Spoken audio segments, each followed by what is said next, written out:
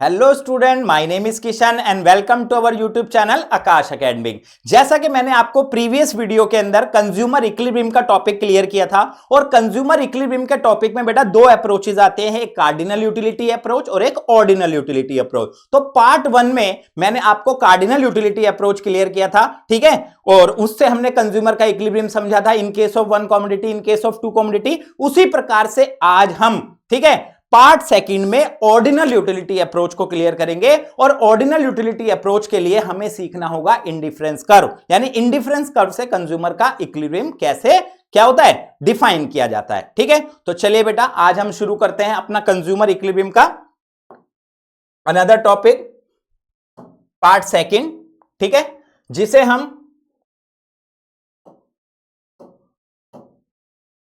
ठीक है, ordinal utility approach कहते हैं। ठीक है, ऑर्डिनल यूटिलिटी अप्रोच को इंडिफरेंस कर्व कहा जाता है और या फिर आप इसको हिक्सन एनालिसिस भी कह सकते हैं। ठीक है, तो सर ये ऑर्डिनल यूटिलिटी अप्रोच, वैसे प्रीवियस वीडियो में भी ये क्लियर हुआ था। ऑर्डिनल यूटिलिटी अप्रोच क्या कहते हैं बेटा, कभी भी आप अपने संतुष्टि के स्तर को दो प्रकार से डिफाइन करते हैं। या तो आपको किसी गुड्स को कंज्यूम करने से, उसका उपभोग करने से जो सेटिस्फेक्शन मिली, या तो आप उसको नंबर में बताते हैं, ठीक है, या फिर आप उसको क्या करते हैं, प्रेफरेंसेस के अकॉर्डिंग बताते हैं।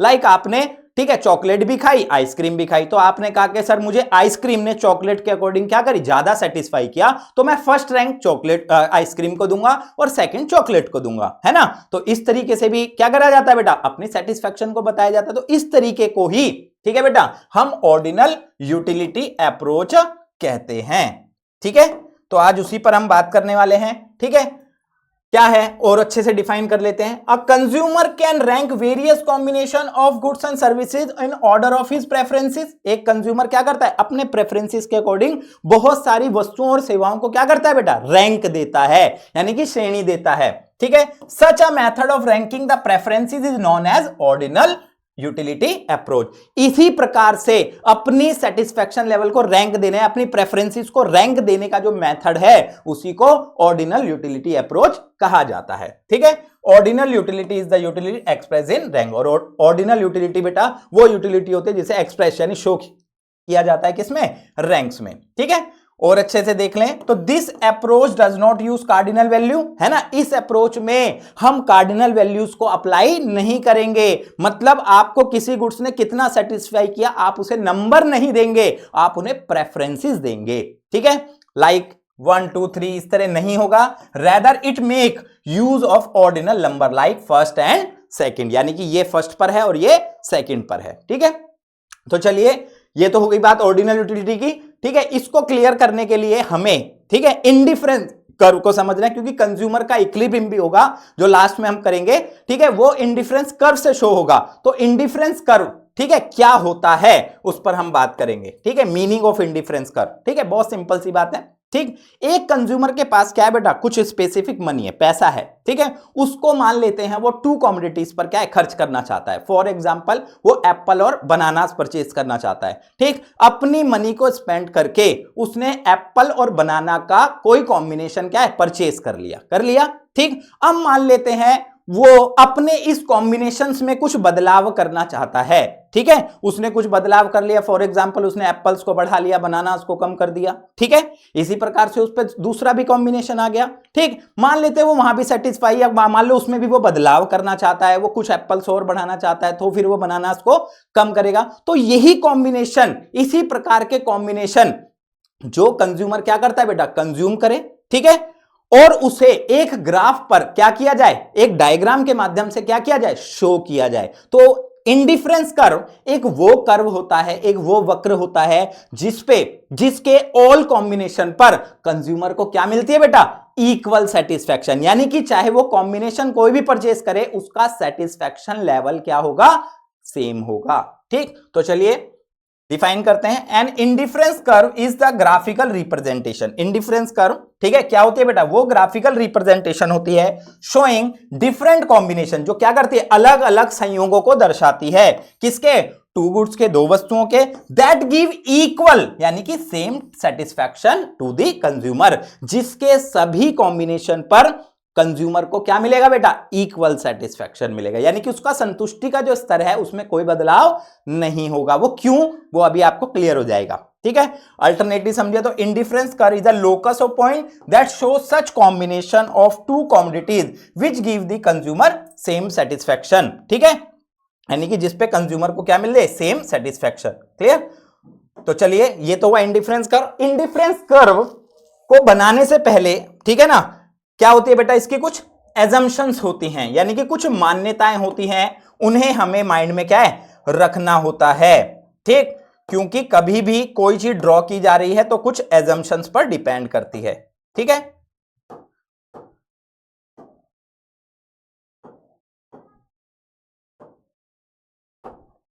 चलिए बेटा, एजम्पशंस ऑफ इंडिफरेंस कर्व क्या कहता है। ठीक है, सबसे पहला टू कमोडिटीज, यानी कि इंडिफरेंस कर्व को ड्रॉ करने के लिए हमें पहली जो मान्यता रखनी है वो क्या, कि हमें टू कमोडिटीज को लेना है। वो एक्स वाई भी हो सकती है, वो ए बी भी हो सकती है, वो एप्पल बनाना भी हो सकते हैं, वो चॉकलेट और आइसक्रीम भी हो सकती है। It is assume that the consumer has a fix amount of money. हम एज्यूम करेंगे कि कंज्यूमर के पास एक फिक्स अमाउंट ऑफ मनी है, whole of which is to be spend on the two goods given constant price both the goods. ठीक है, और उन्हें वो दो वस्तुओं पर क्या कर रहा है, खर्च कर रहा है, और उनका प्राइस क्या है, कांस्टेंट है। ठीक है, उसके बाद बेटा नॉन स्टैटिक। ठीक है, यानी कि उसके क्या नाम है, कंज्यूमर जो होगा वो किसी भी रूप में कहीं पर भी क्या नहीं होगा बेटा, पूरी तरीके से फुल्ली सेटिस्फाई नहीं होगा, मतलब वो संतृप्त नहीं होगा, वो कहीं भी तृप्त नहीं होगा कि हाँ बस अब मैं रुक गया, अब वो हो गया, इस तरह का नहीं होगा। यानी उसके अंदर, ठीक है, क्या होगी बेटा, ज्यादा से ज्यादा सेटिस्फैक्शन को गेन करने का लालसा बनी रहेगी।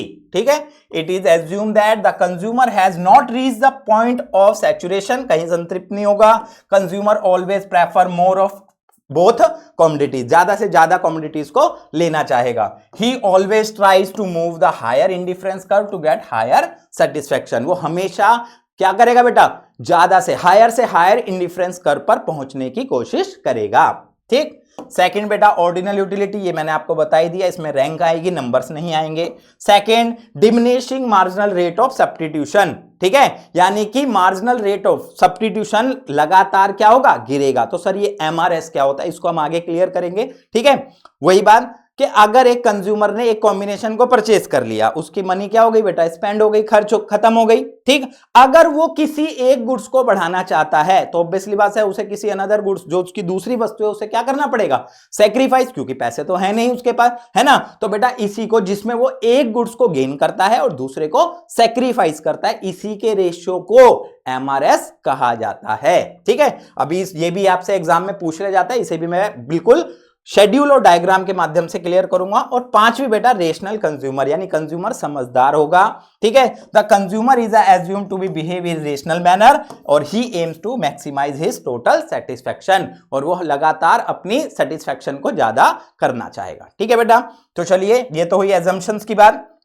अब हम बात करते हैं, ठीक है, कि इसको, ठीक है, क्लियर करने के लिए हम शेड्यूल और डायग्राम का सहारा लेते हैं। ठीक है, मान लेते हैं बेटा कंज्यूमर के पास, ठीक है, कुछ स्पेसिफिक मनी है।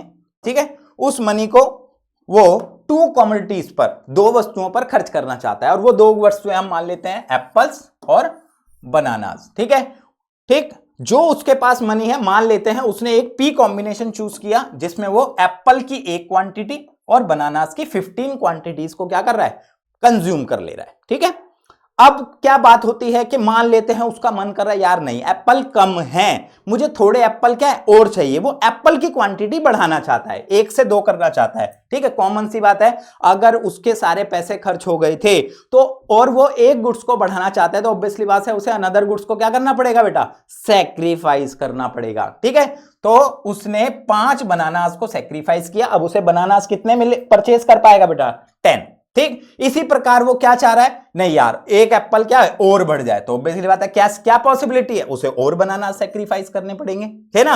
कर दिए भाई, 6 पर आ गया।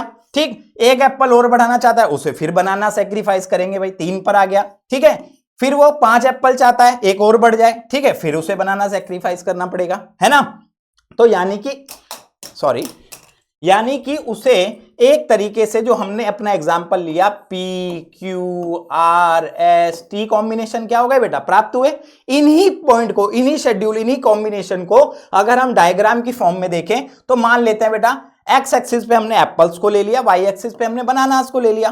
ठीक है, पहला कॉम्बिनेशन क्या था, एक एप्पल 15 बनानास, यानी कि एक ये पॉइंट आ गया पी। ठीक, second Q 2 apples and 10 bananas, तो क्या आ गया बेटा क्यू पॉइंट। ठीक है, इसी प्रकार से बेटा आर एस और टी।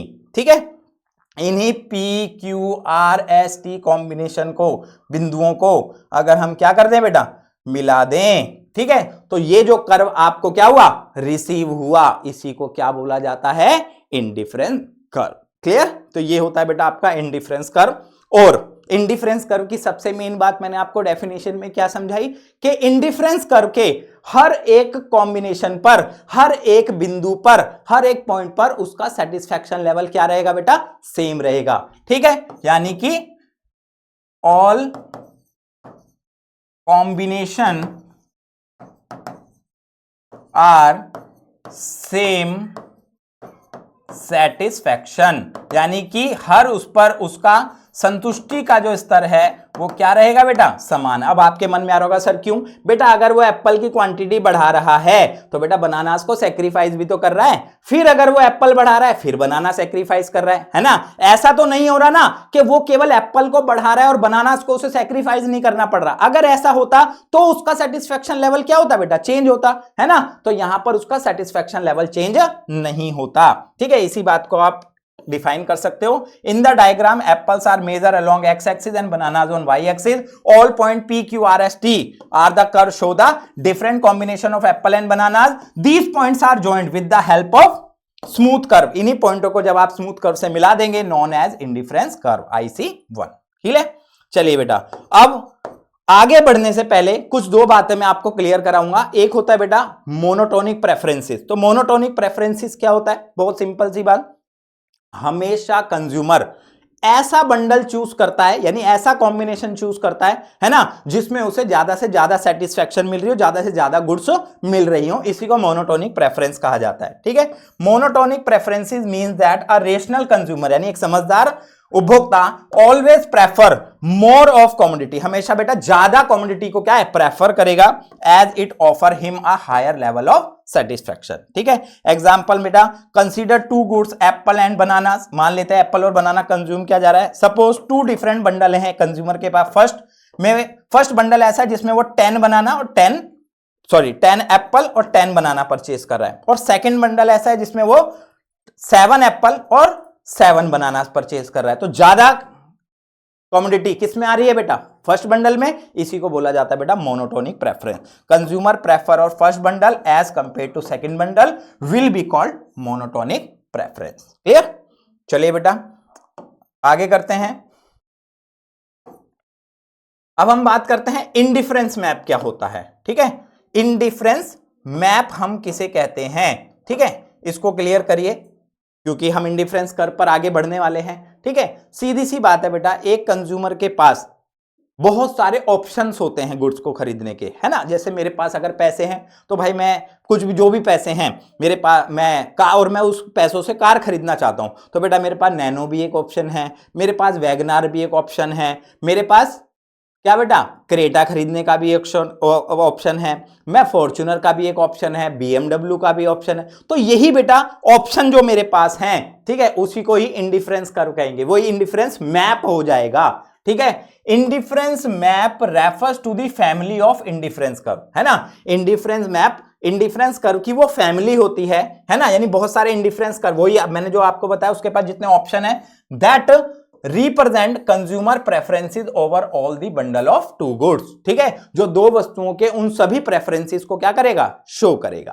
ठीक, तो यही बेटा IC1, IC2, IC3, इसी प्रकार आप IC4, इसी प्रकार IC5, है ना। तो ये उसके प्रेफरेंसेस हो गए, जितने भी उसके पास ऑप्शन हैं। और हमेशा अभी हमने क्लियर किया कि हमेशा कंज्यूमर क्या होगा, अपने हायर इंडिफरेंस कर्व पर जाने की कोशिश करेगा।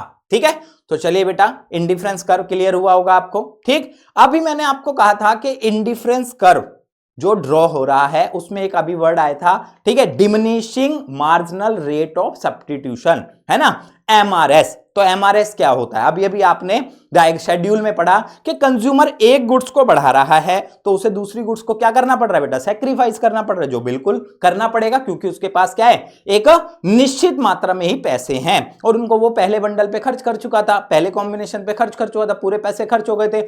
ऐसी सिचुएशन में अगर वो एक की क्वांटिटी बढ़ाएगा तो उसे दूसरे को क्या है, सेक्रीफाइस करना पड़ेगा, है ना। तो उसी के रेशियो को एमआरएस कहा जाता है। MRS refers to the rate, MRS बेटा वो रेट, वो दर होती है which the commodities can be substitute with each other, जिसमें कॉमोडिटीज को एक दूसरी कॉमोडिटी से सब्स्टिट्यूट किया जाता है। जैसे अभी हम क्या कर रहे थे बेटा, एप्पल की जगह, ठीक है, बनानास को एप्पल से सब्स्टिट्यूट कर रहे थे, so that total satisfaction of the consumer remain the same, है ना। बट उसका जो सेटिस्फैक्शन है वो क्या रहेगा, सेम रहेगा, जो मैं आपको अभी बता चुका हूं, ठीक है। तो उसके अकॉर्डिंग एमआरएस का फॉर्मूला कहता है change in the quantity of the goods consumer is willing to sacrifice, है ना। ऊपर आती है बेटा जो क्वांटिटी वो सेक्रीफाइस करना चाह रहा है ना, जिसको आप डेल्टा लॉस कह देंगे, ठीक। अपॉन में आ जाएगा change in the quantity of goods that the consumer willing to obtain, यानी कि जिसको वो प्राप्त करना चाहता है, यानी गेन, है ना, तो डेल्टा गेन। तो इस तरह से MRS delta loss upon delta gain कहा जाता है, ठीक है। एमआरएस के लिए कुछ बातें भी हैं ध्यान करने वाली। क्या? Marginal rate of substitution is also known as the slope of indifference curve. बिल्कुल भाई, ठीक है, इंडिफरेंस कर्व का जो स्लोप है, ठीक है, ये किस चीज को शो करता है बेटा? एमआरएस को शो करता है, ठीक है, मार्जिनल रेट ऑफ सब्स्टिट्यूशन को शो करता है, ठीक। एंड सेकंड बात, एक एक नंबर में पूछी जा सकती हैं बेटा ये बातें, ठीक है। Marginal rate of substitution continuously fall due to law of diminishing marginal utility, ठीक है। आपका मार्जिनल रेट ऑफ सब्स्टिट्यूशन जो है ना, कॉन्टिन्यूअसली क्या करता है? गिरता है, ठीक। किसकी वजह से? Law of diminishing marginal utility which makes the indifference curve convex to the origin, और इसी की वजह से आपका इंडिफरेंस कर्व क्या होता है? क्या होता है बेटा? कॉन्वेक्स शेप का बनता है, ठीक है। तो सर ये कॉन्वेक्स शेप और ये क्या है, ठीक है। तो बेटा जब कर्व इस प्रकार का बने तो उसे हम स्ट्रेट लाइन बोलते हैं, ठीक है। कर्व की शेप अगर इस प्रकार से आए तो हम उसे कनकेव बोलते हैं, ठीक। और अगर कर्व की शेप इस प्रकार से आए तो उसे कॉन्वेक्स बोलते हैं। और आपको नजर आ रहा होगा, है ना, इसकी शेप कुछ इस प्रकार से आ रही है तो इसको हम कॉन्वेक्स शेप कहते हैं, ठीक। इस पर भी एक क्वेश्चन है कि ये कॉन्वेक्स शेप का क्यों होता है, अभी प्रॉपर्टीज में हम क्लियर करें, ठीक है। तो चलिए आगे बढ़ते हैं।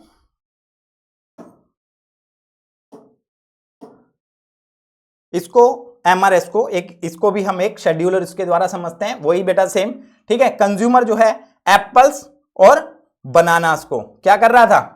कंज्यूम कर रहा है, ठीक है, एप्पल और बनाना, ठीक है। वही पी कॉम्बिनेशन, एक एप्पल 15 बनाना। तो बेटा यहां तो एमआरएस का कोई शो ऑफ नहीं होगा क्योंकि रेशियो निकालने। सेकंड एप्पल यानी 2 एप्पल्स, तो वो कुछ बनाना सेक्रीफाइस कर रहा है, कितने बेटा? दिख ही रहा होगा, 15 से 10 तो 5। फिर एक एप्पल बढ़ा रहा है, फिर सेक्रीफाइस कर रहा है, कितने? 4। फिर एक एप्पल बढ़ा रहा है, फिर सेक्रीफाइस कर रहा है, लेकिन कितने बनाना? 3। फिर एक एप्पल बढ़ा रहा है, फिर बनाना सेक्रीफाइस कर रहा है, कितने? 2। अभी अभी हमने बात करी थी, ठीक है। एमआरएस इज इक्वल टू होता है डेल्टा लॉस अपॉन में डेल्टा गेन, ठीक है। तो बेटा यहां पर आप देखो लॉस किसका हो रहा है? 5 बनानास का, ठीक है। गेन कितना हो रहा है? 1 एप्पल का। तो यानी कि यहां पर अगर आप एमआरएस कैलकुलेट करेंगे तो 5 बनानास रेशियो 1 एप्पल, यानी 5:1। फिर आगे के लिए एक एप्पल के लिए कितना सेक्रीफाइस हो रहा है? 4, तो 4:1। फिर एक के लिए कितना सेक्रीफाइस? 3:1। फिर एक के लिए कितना हो रहा है? 2, तो यानी 2:1। क्लियर? तो वही बेटा same P Q R S T हमारे कॉम्बिनेशन आ गए, ठीक है। बट पी पर हमारा एमआरएस, ठीक है, 1 एप, यहां पर अगर हम देखें तो 1 एप्पल 15, तो यहां पर एमआरएस की बात करें तो वही 5:1, यहां पर 4:1, यहां 3:1 और यहां बेटा 2:1, ठीक है। लगातार हमारा एमआरएस क्या हो रहा है? गिरता जा रहा है। इसी को बोलते हैं diminishing marginal rate of substitution, ठीक है। तो इसके हिसाब से, ठीक है, ये हमारा एमआरएस हो गया। As seen in the given schedule and diagram when consumer move from P to Q, जैसे वो पी से क्यू पर आता है, he sacrifice 5 bananas for 1 apple, 5 banana sacrifice करेगा, thus MRS A B comes out to be 5:1। Similarly from Q to R S, ठीक है, Q to R MRS AB equal to 4:1 है ना, कितना हो जाता है 4:1, और इन कॉम्बिनेशन T और T कॉम्बिनेशन पर देखें तो कितना हो जाता है बेटा 2 bananas for 1 apple, 2:1। To the other word the MRS of apple bananas is diminishing. ठीक है, लगातार क्या होता है बेटा गिरता जाता है। अब बात आएगी बड़ी इंपॉर्टेंट, ठीक, व्हाई MRS डिमिनिशिंग, कि सर ये लगातार उतने ही एप्पल के लिए पहले से, ठीक है, कम बनानास क्यों सेक्रीफाइस कर रहा है। यानी कि पहले एक एप्पल के उसने सीधा 5 बनाना सेक्रीफाइस किए, फिर एक एप्पल के लिए उसने 4 ही क्यों करे, फिर एक के लिए उसने 3 ही क्यों करे, फिर 2 ही क्यों करे। कॉमन सी बात है बेटा, इसको एक एग्जांपल से समझो, है ना। कंज्यूमर के पास जो चीज बढ़ रही होती है उसके प्रति वो उदासीन यानी इंटरेस्टेबल कम होता है, और जो चीज उसके पास से जा रही होती है उसके प्रति वो उदासीन ज्यादा होता है। ठीक है, तो उसके पास से छूट क्या रहा है, यानी जा क्या रहा है, बनाना, तो बनाना को वो क्या करेगा बेटा, पहले से कम सेक्रीफाइस करने की बात करेगा, इसीलिए बेटा, ठीक है, MRS डिमिनिशिंग होता है। MRS falls because of the law of diminishing marginal utility in the given example of apples and bananas combination P has only 1 apple and therefore apple is relatively more important than bananas. ठीक है, due to this the consumer is willing to give up more banana for an additional apples. ठीक है, क्या करेगा, additional Apple के लिए पहले से कम बनाना देगा, क्योंकि बनानास के प्रति उसका जो इंटरेस्ट है वो बढ़ेगा, है ना, क्योंकि जो चीज कम हो रही होती है उसके प्रति इंटरेस्टेबल ज्यादा होता है consumer. But as he consume more and more of apples his marginal utility from apple schemes on declining, as a result he is willing to give up less and less of bananas for each additional apple. ठीक है, हर additional Apple के लिए वो क्या करेगा, कम bananas को sacrifice करेगा। Clear, तो ये भी बेटा पूछ लिया जाता है एग्जाम के अंदर। क्लियर, और क्लियर हुआ होगा आपको। ठीक, अब हम बात करेंगे इंडिफरेंस कर्व की प्रॉपर्टी, ये भी बेटा पूछी जाती है ना। तो जो इंडिफरेंस कर्व बनता है बेटा उसकी पहली प्रॉपर्टी कहती है indifference curve and indifference curve slope downward from left to right. Indifference curve क्या होता है बेटा, लेफ्ट से राइट की तरफ डाउनवर्ड स्लोपिंग होता है। क्यों होता है बेटा डाउनवर्ड स्लोपिंग, सिंपल सी बात है, मान लेते हैं एक ये कॉम्बिनेशन है, ठीक, अगर कंज्यूमर अपनी एक सेटिस्फेक्शन को क्या करना चाहता है, एक गुड्स को बढ़ाना चाहता है, ठीक, तो ऑब्वियसली बात है उसे दूसरे को क्या है सेक्रीफाइस करना पड़ेगा। पहले वो यहां था मान लो P पर, तो अब वो Q पर आएगा, है ना, तो बिंदु यहां से यहां शिफ्ट हो रहा है। ठीक, तो इसीलिए हमारा इंडिफरेंस कर्व क्या होता है बेटा, डाउनवर्ड स्लोपिंग होता है लेफ्ट टू राइट। ठीक, second, indifference curve is convex to the origin, है ना, जो अभी मैं बता रहा था। ठीक, इंडिफरेंस कर्व ओरिजिन की तरफ क्या होता है, कॉन्वेक्स होता है, यानी उसका झुकाव जो है ओरिजिन की तरफ होता है। ऐसा क्यों होता है बताया था, है ना, कि एक गुड्स को बढ़ाएगा तो अनदर गुड्स को क्या करेगा, सेक्रीफाइस, वो तो पहले के लिए हो गया, लेकिन उसका जो सेक्रीफाइजेशन होगा वो कैसा होगा, डिमिनिशिंग होगा, यानी घटता हुआ होगा। हमेशा वो पहले से कम सेक्रीफाइस, जैसे उसने पहले एप्पल के लिए 5 बनाना सेक्रीफाइस किए, सेकंड के लिए अब वो 4 ही करेगा, थर्ड के लिए 3 ही करेगा, फोर्थ के लिए वो 2 ही करेगा। रीजन आपको बता दिया, जो चीज उसके पास से जाती है कम होती है उसके प्रति वो इंटरेस्टेबल ज्यादा होता है। ठीक है बेटा, ठीक, ये हो गया। And third property, higher indifference का represent higher level of satisfaction.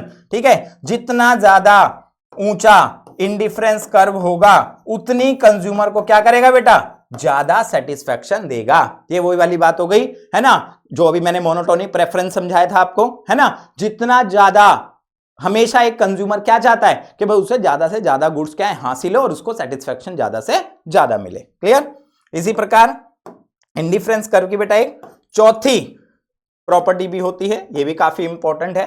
ठीक है, और क्या कहती है चौथी प्रॉपर्टी, के indifference curve never intersect each other. दो इंडिफरेंस कर्व कभी भी एक दूसरे को इंटरसेक्ट नहीं करते। जैसे कि, ठीक है, अब यहां करते दिखा रहे हैं सर, आपने तो करके दिखा दिया, इसी को गलत प्रूफ करेंगे हम। ठीक है, IC1 है मान लो, इस पर बेटा एक B और एक A कॉम्बिनेशन है ना। अभी अभी हमने पढ़ा था कि IC कर्व के यानी एक इंडिफरेंस कर्व पर सभी कॉम्बिनेशन कंज्यूमर को इक्वल सेटिस्फैक्शन देते हैं। ठीक, अगर IC1 पर 2 बिंदु हैं A और B, है ना, तो यानी जितनी सेटिस्फैक्शन बेटा A से मिल रही है ना, उतनी ही उसे क्या हो रही है, B से मिल रही है। जितनी A से मिल रही है उतनी ही B से मिल रही है, यानी A B का सेटिस्फैक्शन लेवल क्या हो गया, बराबर A इक्वल टू B। ठीक, IC2 पर 2 कॉम्बिनेशन है, मान लो इसको C पॉइंट देते हैं, C और A, क्योंकि A बेटा IC2 पर भी आ रहा है, तो यानी कि C और A का कॉम्बिनेशन भी क्या है, सेटिस्फेक्शन लेवल क्या इक्वल है। अगर बेटा ए बी के बराबर है और सी भी ए के बराबर है तो यानी बी और सी भी बराबर हुए, है ना। और अगर बी और सी बराबर हुए तो ये अलग अलग इंडिफरेंस कर्व पर नहीं हो सकते, ठीक है। इसीलिए बेटा ये प्रॉपर्टी, ठीक है, यानी ये डायग्राम नहीं बन सकता, यानी ऐसा नहीं हो सकता। तो बेटा ये चार हमारी इंडिफरेंस कर्व की क्या है, प्रॉपर्टीज हैं जो आपसे एग्जाम में पूछी जा सकती हैं, ठीक है। तो चलिए बेटा आगे बढ़ते हैं, ठीक है। अब हम बात करते हैं बजट लाइन पर, है ना, क्योंकि मैंने आपको शुरू में बताया हमें कंज्यूमर का इक्विलिब्रियम पढ़ना है। कंज्यूमर के इक्विलिब्रियम के लिए दो बातें इंपॉर्टेंट आपको सीखनी है, एक इंडिफरेंस कर्व और एक बजट लाइन। तो बेटा इंडिफरेंस कर्व क्लियर हो गया, उसके एजम्पशन समझ लिए, है ना, उसकी प्रॉपर्टी समझ ली, इंडिफरेंस कर्व की शेप समझ ली, ठीक है। अब हम आते हैं बजट लाइन पे। बजट लाइन भी बेटा बहुत सिंपल सा टॉपिक है, ठीक है। कंज्यूमर के पास एक स्पेसिफिक क्या है, पैसा है, अमाउंट है, ठीक है। मान लेते हैं कितने भी 20 रुपए, 50 रुपए, 100 रुपए, उन बी और वो मान लो उसको टू कॉमोडिटीज पर खर्च करना चाहता है, एक्स और वाई पर।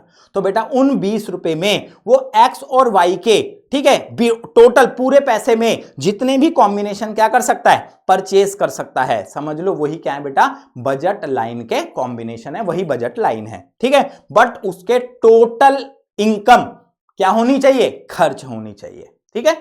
तो budget line is a graphical representation of all possible combination of two goods which can be purchase with given income and prices such that the cost of each of this combination is equal to the money of the consumer, ठीक है बेटा।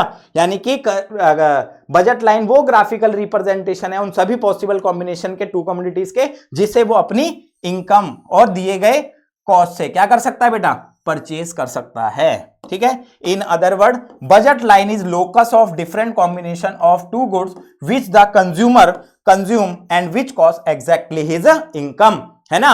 और उसको पूरा खर्च कर देगा और उसका जो खर्च होगा टोटल इनकम के बराबर, यानी उसको पैसे बचेंगे नहीं, सेव नहीं कर सकता। अगर उस पर 20 रुपए हैं तो टू कॉमोडिटीज पे ऑल टोटल खर्च होने चाहिए, ठीक है।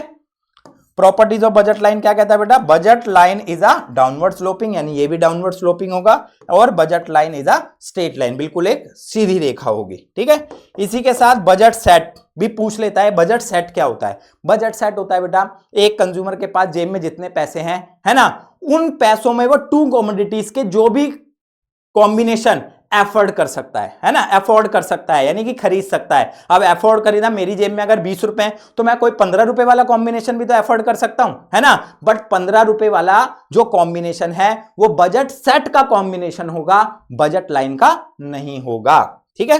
तो वही बेटा, budget set is the set of all possible combination of two goods which can consumer can afford given his income and prices in the market, ठीक है। तो चलिए बजट लाइन को भी हम क्या करते हैं, एक एग्जाम्पल के माध्यम से समझते हैं। मान लेते हैं बेटा एक कंज्यूमर के पास, ठीक है, उसका बजट 20 रुपए है, जैसा मैं अभी एग्जाम्पल में बोल रहा था, और उसको वो टू कमोडिटीज एक्स और वाई पर क्या है, खर्च करने की बात कर रहा है। तो एक्स का प्राइस हम 4 रुपए ले लेते हैं, मान लेते हैं, और वाई का 2 रुपए, ठीक है। तो मैंने आपको बताया अब आपको वो कॉम्बिनेशन लेने हैं जिसपे उसके टोटल 20 रुपए क्या हो बेटा, खर्च हो, बचने नहीं चाहिए, ठीक है। और ज्यादा का तो सवाल नहीं उठता। क्या अगर आप पे 20 रुपए हैं तो क्या आप 22 रुपए का कॉम्बिनेशन परचेस कर सकते हो या 25 का, नो, ठीक है। तो वही देखिए एक ई कॉम्बिनेशन, ठीक, अगर वो पूरे के पूरे पैसे एक्स गुड्स पर खर्च करना चाहता है, कर रहा है या चाहता है, और उसका 4 रुपए प्राइस है, तो कॉमन सी बात है बेटा एक्स की कितनी क्वांटिटी आएगी, 5, लेकिन ऐसे केस में वाई की कोई कॉमोडिटी परचेज नहीं की जाएगी, है ना। टोटल पैसे कितने खर्च होंगे देख सकते हो आप, 20, ठीक। एक कॉम्बिनेशन एफ ले लेते हैं। अब वो चाहता है कि भाई वाई भी क्या है, खरीदा जाए, है ना। तो अगर वाई को वो खरीदना चाहता है तो 2 रुपए बेटा क्या हो गए, खर्च। अब उसके पास कितने पैसे, ठीक है, सॉरी, टू कॉमोडिटीज खरीदेगा वाई की, ठीक है, जिसमें उसके टोटल पैसे कितने एक्सपेंस हो जाएंगे, ठीक है, 4, ठीक। तो यानी कि 4 रुपए खर्च हो गए, 20 में से बचे कितने, 16, ठीक है। तो वो एक्स की कितनी बेटा, 4, और वाई की 2 खरीदेगा। फिर वो बेटा अगर चाहता है कि वो वाई को और खरीदे तो बेटा 3 नहीं खरीद सकता, क्योंकि अगर वो ऐसा करेगा, ठीक, तो बेटा एक्स की जो होगी, ठीक है, वो 3.5 क्वांटिटी आएंगी, तो वो 3.5 वाला चक्कर नहीं होता, ठीक। 2 से 4 पर आएगा तो वो क्या करेगा, 3 एक्स की और वाई की कितनी बेटा, वाई की कितनी, 4, तो भी उसके टोटल 20 रुपए खर्च होंगे। फिर वो अगर क्या करेगा, y की ओर बढ़ाना चाहता है तो सीधा 6 कमोडिटीज खरीदेगा, तो ऐसे केस में वो x की 2 ही खरीद पाएगा, टोटल 20 रुपए खर्च होंगे। तो इस प्रकार से, ठीक है, हमने जो एग्जाम्पल माना उसके अकॉर्डिंग कंज्यूमर के पास E, F, G, H, I और J कॉम्बिनेशन बनते हैं। उनसे अगर हम ये डायग्राम ले लें, है ना, तो बेटा J, I, H, G, F, E इन्हीं पॉइंटों को मिलाने से, ठीक है, जो लाइन आपको क्या हुई, रिसीव हुई, इसी को हम बजट लाइन कहते हैं। ठीक है, तो सर अभी आपने बजट सेट भी बताया था, है ना। बजट सेट मान लो ये पॉइंट हो गया डी। क्या आपके पास अगर इतने पैसे हैं तो क्या आप एक, अब जैसे ये हमने एग्जांपल लिया, क्या मैं गुड्स एक्स की एक और गुड्स वाई की भी एक क्वांटिटी परचेज नहीं कर सकता, है ना। बिल्कुल, इसमें 4 रुपए खर्च होंगे, इसमें 2 रुपए, है ना। अगर मेरे पास 20 रुपए हैं तो क्या मैं 6 रुपए का कॉम्बिनेशन परचेज नहीं करता, बिल्कुल कर सकता, बट ये बजट लाइन का कॉम्बिनेशन नहीं, बजट सेट का कॉम्बिनेशन होगा। क्लियर। चलिए बेटा आगे क्लियर करते हैं। क्या सर बजट लाइन में, ठीक है, कुछ चेंजेस भी हो सकते हैं, बिल्कुल बेटा, कॉमन सी बात है ना। बजट लाइन 2 बेसिस पर ड्रॉ की जा रही है, एक कंज्यूमर की इनकम के बिहाफ पर, जैसे हमने 20 रुपए लिया, और दूसरा उसके प्राइजेस के बिहाफ पर। तो कॉमन सी बात है, बजट लाइन में कोई बदलाव या शिफ्टिंग 2 केस में हो सकती है। या तो उसकी क्या हो बेटा, इनकम में चेंज आए, क्या हो बेटा, या तो उसकी इनकम में चेंज आए, ठीक, या फिर जो कमोडिटी वो खरीद रहा है उसके प्राइजेस में चेंज आए, है ना। और कॉमन सी बात है, अगर आपके पास जितने पैसे हैं आपकी इनकम बढ़ जाए तो आप कॉम्बिनेशन क्या कर पाओगे, ज्यादा। तो बेटा ऐसे केस में जो बजट लाइन होती है वो राइटवर्ड शिफ्ट हो जाती है ना। और अगर आपके पास जो पैसे हैं, अगर उस मनी को मैं क्या करूं, कम कर दूं, तो आप कम कॉम्बिनेशन परचेज कम कर पाओगे, यानी कम गुड्स खरीद पाओगे। तो कहां शिफ्ट हो जाएगी बेटा, लेफ्टवर्ड। ठीक है, ठीक, डिफाइन हो रहा है। अब हम बात करेंगे, ठीक है, प्राइजेस में अगर चेंजेस आते हैं, है ना, तो बेटा इसकी 2 सिचुएशन बनती हैं आपके पास। कितनी, 2 सिचुएशन। ठीक, first, change in price of both the commodity, दोनों ही कॉमोडिटी के प्राइस में चेंज हो रहा है ना। या तो प्राइस बढ़ेगा या घटेगा। अगर कॉमोडिटी का प्राइस क्या हो जाए बेटा, बढ़ जाए, ठीक, तो आप उतने पैसों में क्या कर पाओगे, कम गुड्स खरीद पाओगे, है ना। तो ऐसे केस में आपका कर्व जो होगा वो लेफ्टवर्ड शिफ्ट हो जाएगा। और अगर कॉमोडिटी का प्राइस क्या हो जाए, दोनों का कम हो जाए, तो आप उनको ज्यादा खरीद पाओगे, तो आपकी जो बजट लाइन है वो कहां, राइटवर्ड शिफ्ट हो जाएगी। क्लियर। ठीक, तो सर दूसरी सिचुएशन, अब दूसरी में ऐसे कह सकता है, ठीक है, दोनों के प्राइस में बदलाव नहीं हो रहा, किसी एक के हो रहा है ना। जैसे कि एक्स एक्सिस पे हमने एप्पल्स को लिया, हम कह रहे हैं एप्पल्स के कीमत में बदलाव हो रहा है ना। तो ऑब्वियसली बात है वो एप्पल्स की क्वांटिटी बढ़ा पाएगा और घटा पाएगा। तो बेटा बजट लाइन जो होगी वो केवल एप्पल की साइड से ही स्लाइड करेगी, है ना, ऑरेंजेस में कोई बदलाव नहीं होगा। ठीक, इसी प्रकार अगर ऑरेंजेस के प्राइस में कोई चेंज हो रहा है, ठीक, तो ऑरेंजेस का ही बजट लाइन के स्लाइड क्या करेगा, स्लाइड होगा, एप्पल्स की तरफ कोई बदलाव नहीं होगा। ठीक है बेटा, तो ये आपके बजट लाइन की शिफ्टिंग जो आपसे एग्जाम में क्या होती है बेटा, पूछ ली जाती है। ठीक, अब आते हैं बेटा अपने फाइनल टच पे, जो इस यूनिट का, है ना, बहुत ही इंपॉर्टेंट पार्ट है, consumer equilibrium bye indifference curve.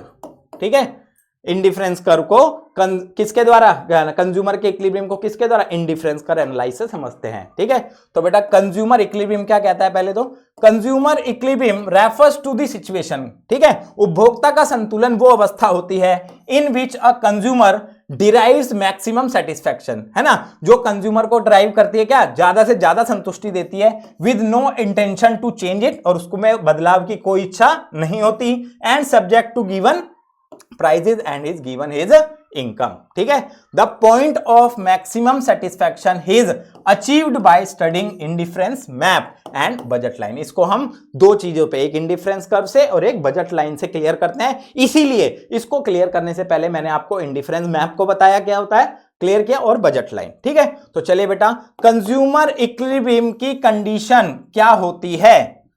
ठीक है, कंज्यूमर इक्विलिब्रियम की जो कंडीशन है वो 2 जहां फुलफिल होती हैं, वहां कंज्यूमर क्या है बेटा, इक्विलिब्रियम में होता है। पहला, MRS X Y ratio of price के क्या हो बेटा, बराबर हो। ठीक है, marginal rate of substitution, goods X और वाई का मार्जिनल रेट ऑफ सब्स्टिट्यूशन, ठीक है, उनके प्राइस रेशियो के इक्वल होना चाहिए। और दूसरा, एमआरएस जो है कॉन्टिन्यूअसली फॉल, लगातार गिरना चाहिए। ठीक, Thus both the condition need to be fulfilled for consumer to be in equilibrium. जहां ये कंडीशन फुलफिल हो जाएगी वहां कंज्यूमर इक्विलिब्रियम में होगा। ठीक है, तो बेटा देखिए पी क्यू, हमने अपनी एक बजट लाइन ले ली।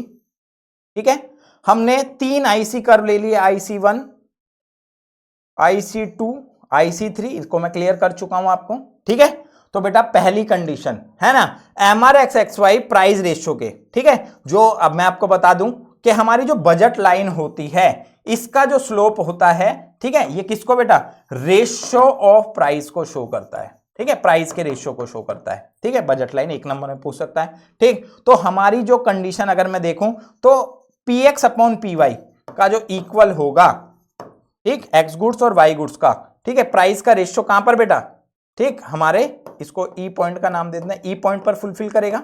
ठीक है, तो यानी कि जो पहली कंडीशन है, ठीक, वो कहां पूरी हो रही है, ई पॉइंट पर। और सेकंड, MRS कॉन्टिन्यूअसली फॉल, ठीक है, MRS लगातार गिरना भी चाहिए। इससे पहले मैं आपको समझा दूं सेकंड के लिए, ठीक है बेटा, कॉम्बिनेशन एक ए भी है और एक बी भी है। ठीक, बट यहां पर MRS/XY क्या होगा, प्राइस रेशियो से क्या हो जाएगा, ज्यादा होगा।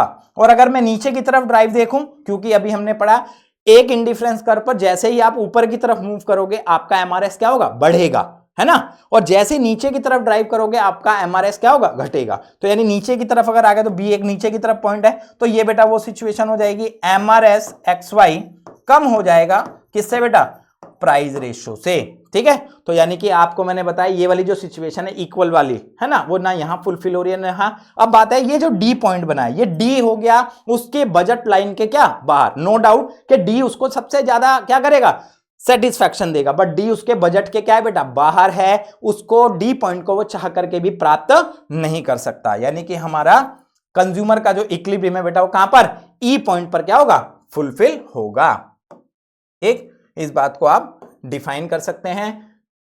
IC1, IC2, IC3 are the 3 indifference curve and AB is the budget line. With the constant of budget line, the highest indifference curve which consumer can reach is IC2, है ना, IC2 को प्राप्त कर सकता है। The budget line is tangent to the indifference curve is the point E, क्योंकि इसी budget line हमारी IC2 को टेंजेंट यानी छू रही है। This is the point of consumer purchases, ठीक है, OM क्वांटिटी कमोडिटी X की और ON क्वांटिटी किसकी, कमोडिटी Y की। ऑल द अदर पॉइंट, अगर इसके अलावा पॉइंट की बात करें, the budget line is to the left और right to the point will be lies on lower indifference curve and thus indicate, थोड़े लोअर इंडिफरेंस कर्व पर है ना, और सेटिस्फैक्शन का लेवल क्या करेंगे, कम दिखाएंगे। As budget line can be tangent to the one and only indifference curve, consumer maximize his satisfaction at point E when both the condition of consumer equilibrium are satisfied, क्योंकि E point पर ही consumer की satisfaction क्या हो रही है, पूरी हो रही है, कंडीशन फुलफिल हो रही है। ठीक है, अभी मैंने बताया था अगर ई के लेफ्ट और राइट पॉइंट की तरफ अगर हम ध्यान दें, है ना, तो पहले वाले पॉइंट के अंदर हमारा जो MRS/XY है, ठीक है, वो ज्यादा बन रहा है प्राइस के रेशियो से, है ना, और उसके बाद की अगर हम बात करें तो MRS/XY उसके प्राइस रेशियो से क्या है बेटा, कम बन रहा है। यानी कि दोनों ही सिचुएशन जो थी ए और बी की वो इस बात को फुलफिल नहीं करे। ई ही एक ऐसा पॉइंट है जहां पर MRS/XY उसके प्राइस रेशियो के क्या है बेटा, बराबर आ रहा है। और second condition MRS continuously fall, ये भी बेटा कहां पर, IC2 के ई पॉइंट पर ही क्या है, फुलफिल हो रहा है, जहां ठीक है आपका इंडिफरेंस कर्व क्या है, कॉन्वेक्स है। क्लियर, तो ये बेटा इंडिफरेंस कर्व की सिचुएशन, इंडिफरेंस कर्व से जहां पर कंज्यूमर इक्विलिब्रियम में क्या है, होगा। ये क्वेश्चन आपसे 4 से 6 नंबर में पूछ लिया जाता है। ठीक है, तो ये है बेटा आपके किसके बेटा, ऑर्डिनल यूटिलिटी अप्रोच के कंसेप्ट। ठीक है, आशा करता हूं आपको समझ आए होंगे। ठीक है, अगर आपको कंसेप्ट अच्छा लगा तो वीडियो को लाइक कीजिए, ठीक है, चैनल पर नए हैं तो उसे सब्सक्राइब कीजिए, ठीक है, और अगली वीडियो मैं किस टॉपिक पर बनाऊं कमेंट सेक्शन में मुझे बताइए। ठीक है, थैंक यू सो मच।